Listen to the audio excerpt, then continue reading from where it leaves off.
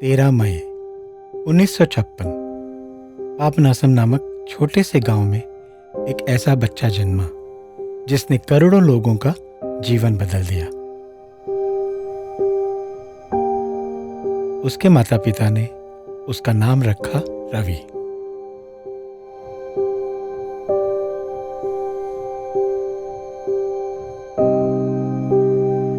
अनेक साधु संत और महात्मा बाल रवि के घर आते रहते थे। दक्षिण भारत के कुछ सबसे सम्मानित शंकराचार्य, जिनमें श्रृंगेरी और कांची के शंकराचार्य भी शामिल थे, उन्होंने बाल रवि के दिव्य तत्व को पहचाना और उन्हें आशीर्वाद दिया। एक दिन शिव गंगा के शंकराचार्य जी उनके घर आए और पूजा एवं भोग स्वीकार किया। उत्सव के दौरान अम्मा ने बाल रवि को उनके चरणों में रखा। शंकराचार्य जी ने बच्चे का प्यारा चेहरा देखा और उनकी पीठ पर कुछ विशेष निशान देखे। उनकी आंखों में प्रसन्नता की चमक थी और उन्होंने कहा, तुम्हारा बच्चा दिव्य है, तुम भाग्यशाली और आशीर्वादित हो।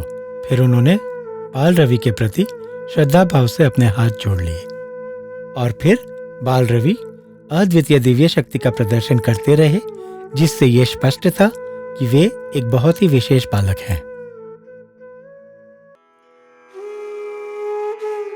गुरुदेव के बचपन के दिन बहुत ही रोचक थे। जब वे मात्र 4 साल के थे, तब उनके माता पिता ने उन्हें आध्यात्मिक शिक्षा देने का निर्णय लिया। उस समय की परंपराओं के अनुसार पिताजी उन्हें थंगम्मा के पास लेकर गए, जो एक कड़े गांधीवादी और सेवानिवृत्त प्रधान अध्यापिका थी। उनके हाथ में भगवद गीता थी और उन्होंने इसके पहले श्लोक का पाठ किया। पार्थाय प्रतिबोधिता। शायद वे चाहती थी कि बच्चा वे जो कह रही है उसे दोहराए या फिर चुप रहे, लेकिन उनकी हैरानी का कोई ठिकाना नहीं रहा जब बाल रवि ने श्लोक का दूसरा भाग भी पूरा कर दिया। वे पूरी तरह से निस्तब्ध हो गई। उन्हें विश्वास नहीं हुआ तो उन्होंने उसे फिर से दोहराने के लिए कहा और बाल रवि ने अपनी चमकती आंखों से वही किया। थंगम्मा दादी हैरान रह गई कि एक बच्चा बिना सिखाए एक प्राचीन और पवित्र ग्रंथ का पाठ कर रहा है, और वो भी तब जब वो खुद अभी पढ़ नहीं सकता। वे इतनी विचलित हुई कि दौड़ते हुए गुरुदेव के घर पहुंची और उनके मुख से ये शब्द निकले, ये कैसे हो सकता है? जैसे मैंने गीता का आधा श्लोक बोला, उसने आगे का आधा श्लोक स्वयं पूरा कर दिया। पिताजी ने उन्हें शांत रहने को कहा। जब वे अंततः स्वयं को संभाल पाई तो उन्होंने कहा, तुम्हारा बच्चा असाधारण है। बाद में जब उन्हें पास के स्कूल में भेजा गया तो वहां के शिक्षकों ने उनकी असाधारण बुद्धिमत्ता को पहचाना और एक ही दिन में उन्हें 3 प्रमोशन दे दिए।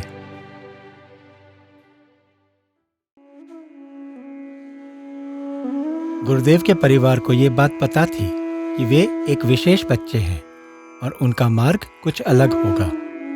ये बात तब और भी स्पष्ट हुई जब उन्हें संत मुत्तुस्वामी दीक्षितार के घर ले जाया गया। वहां बताया गया कि गुरुदेव ध्यान में बैठते थे और भगवद गीता का पाठ भी करते थे। दीक्षितार जी ने उन्हें एक उपहार देने का निर्णय लिया और एक चांदी के कटोरे में बहुमूल्य मूर्तियां लेकर आए। उन्होंने सारी मूर्तियां गुरुदेव के सामने रखी और कहा कि वे जो चाहें उसे चुन सकते हैं। बिना किसी हिचकिचाहट के गुरुदेव ने सबसे पहले एक हरे रंग का शिवलिंग उठाया।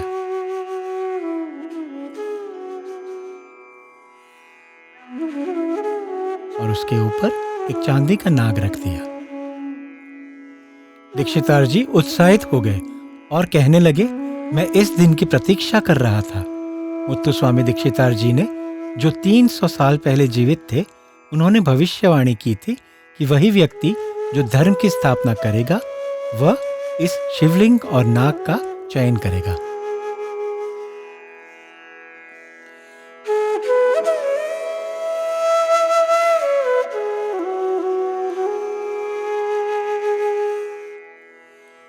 एक बार पिताजी गुरुदेव को शिव गंगा के शंकराचार्य जी के पास ले गए।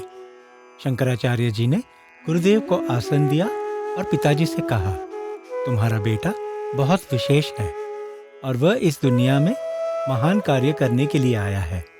उसे सांसारिक मामलों में उलझाओ मत। इससे उनका विश्वास और भी मजबूत हो गया।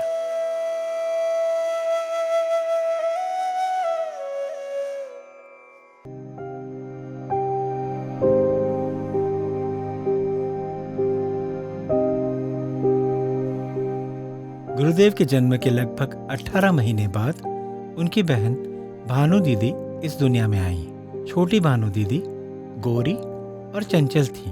वे मिठाइयों और कहानियों की शौकीन थी। उसके विपरीत उनके भाई थोड़े सांवले, शांत और आत्मविश्वासी थे, जो प्रायः जीवन दर्शन पर विचार करते थे। भानु दीदी हमेशा अपने भाई की ओर देखती और उनकी स्नेहपूर्ण, ज्ञानपूर्ण बातों को सुनती। एक बार भानु दीदी ने अपने भाई बाल रवि से कहा कि जब वे नहाएं तो शरीर पर अधिक साबुन लगाएं ताकि उनका रंग भी दीदी की तरह गोरा हो जाए। उनकी बातें हमेशा मीठी और हंसी खुशी से भरी होती थी।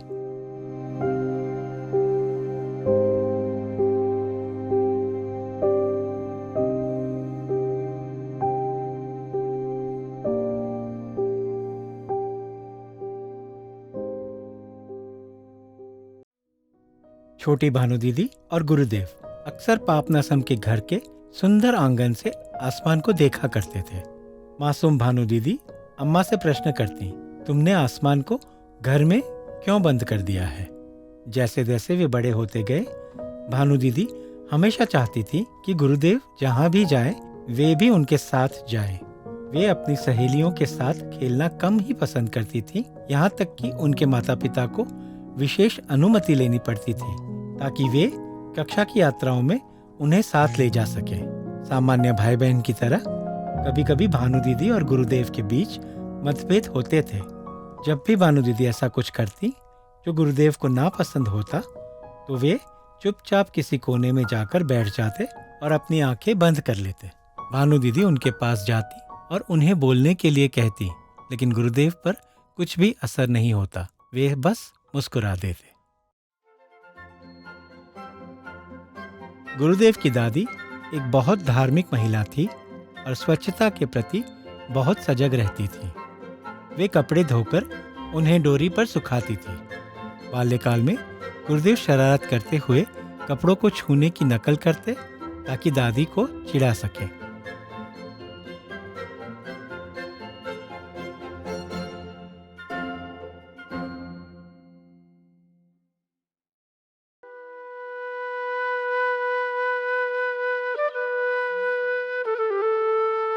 कुंभकोणम 365 मंदिरों का शहर है।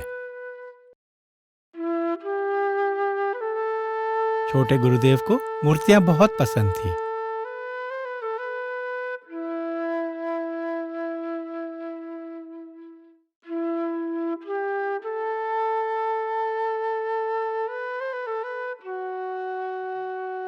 एक मासूम बच्चे के रूप में वे अपनी दुनिया में रहते थे, जहां हर वस्तु जीवंत थी।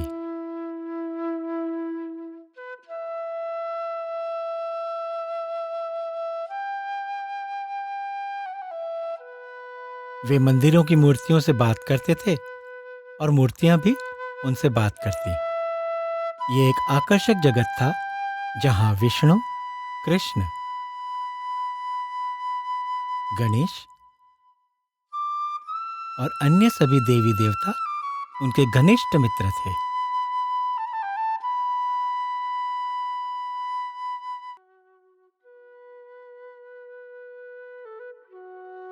गुरुदेव ने कृष्ण को अपना घनिष्ठ मित्र माना। एक बार उन्हें कृष्ण की मूर्ति मिली और कावेरी के पानी में स्नान करने के बाद उन्होंने कृष्ण की मूर्ति को भी स्नान कराने का निर्णय लिया। कृष्ण की मूर्ति पर एक बाल्टी पानी डालते हुए वे अपने प्रिय मित्र से कहते, आओ मैं तुम्हें स्नान कराऊं। तुमने आज स्नान नहीं किया है ना? क्योंकि ये मूर्ति मिट्टी की थी, पानी डालने से उसकी सुंदरता, रंगत और चेहरा धूमिल हो गया। इसके लिए बाल रवि को अपनी चाची से हल्की डांट भी पड़ी।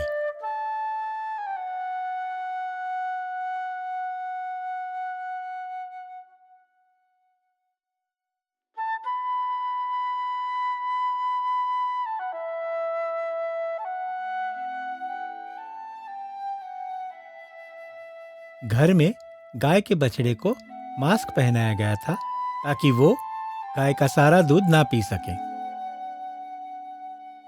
एक दिन बाल रवि ने उस बछड़े का मास्क खोल दिया और वो बछड़ा गाय का सारा दूध पी गया और घर के लिए कुछ भी नहीं बचा।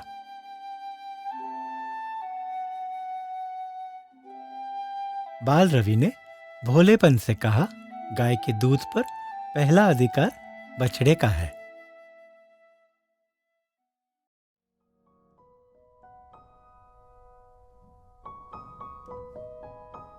एक दिन बाल रवि ने विष्णु भगवान की मूर्ति से कहा, मुझे पता है तुम बहुत समय से एक ही जगह पर बैठे बैठे ऊब गए हो। आओ तुम्हें एक दिन के लिए बाहर लेकर चलते हैं। मंदिर में एक परंपरा थी जिसमें विष्णु की मूर्ति को पालकी में रस्सियों से बांधकर ले जाया जाता था, पर बाल रवि को अपने मित्र विष्णु की मूर्ति को इस तरह बंधा हुआ देखकर अच्छा नहीं लगता था। उन्होंने सोचा वे अपने मित्र को रस्सियों से कैसे बंधने दे सकते हैं।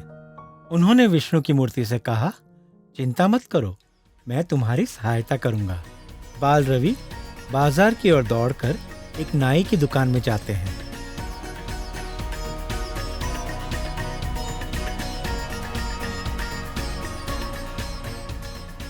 वे नाई से कहते हैं, मुझे रेजर की ब्लेड चाहिए। नाई मुस्कुराते हुए कहता है, छोटे लड़के, तुम्हें रेजर की ब्लेड क्यों चाहिए? तुम्हारी तो मूछें भी नहीं हैं। बाल रवि अडिग रहते हैं और आखिरकार नाई को उन्हें ब्लेड देना ही पड़ता है। वे दौड़ते हुए वापस मंदिर पहुंचते हैं।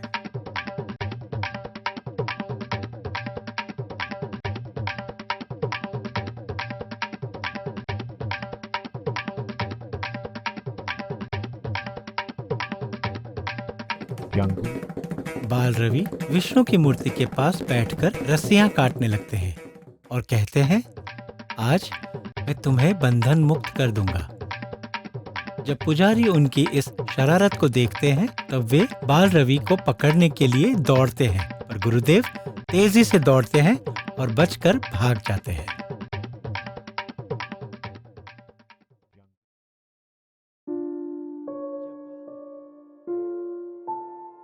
जब बाल रवि केवल 9 साल के थे तब उन्होंने गर्मी की छुट्टियों में अपनी दादी के घर पर अस्पृश्यता की प्रथा पहली बार देखी। उन्होंने देखा कि एक हरिजन स्वामीनाथन, जो गायों की देखभाल करता था, घर में धान लेकर आता था। उसे घर के अंदर जाने की अनुमति नहीं थी।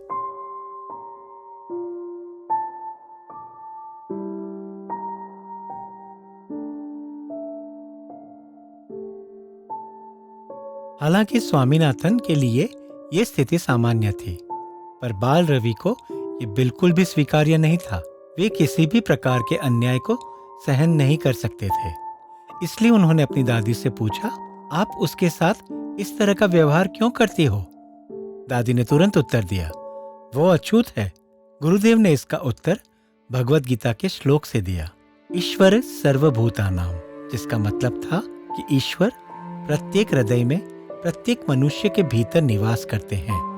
गुरुदेव ने अपनी मान्यताओं को केवल शब्दों तक सीमित नहीं रखा, बल्कि उन्होंने इस परंपरा को नकारते हुए इसे अपने कार्यों में भी रूपांतरित किया।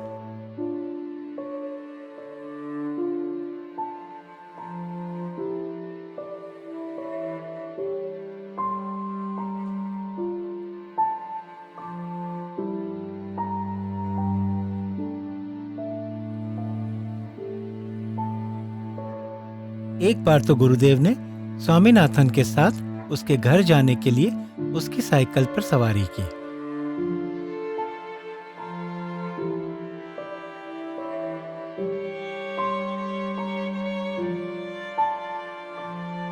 गुरुदेव उसे छुप छुप कर खाना भी खिलाते थे।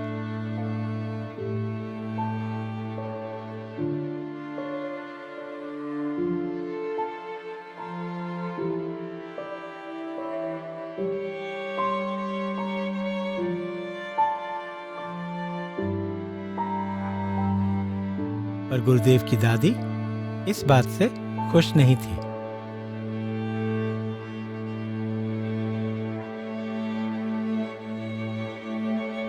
गुरुदेव ने बहुत ही छोटी उम्र में लोगों के प्रति अपनी करुणा का परिचय दिया, जातिवाद जैसी पुरानी और अव्यवहारिक परंपराओं पर प्रश्न उठाया और समानता के मूल्यों को बढ़ावा दिया।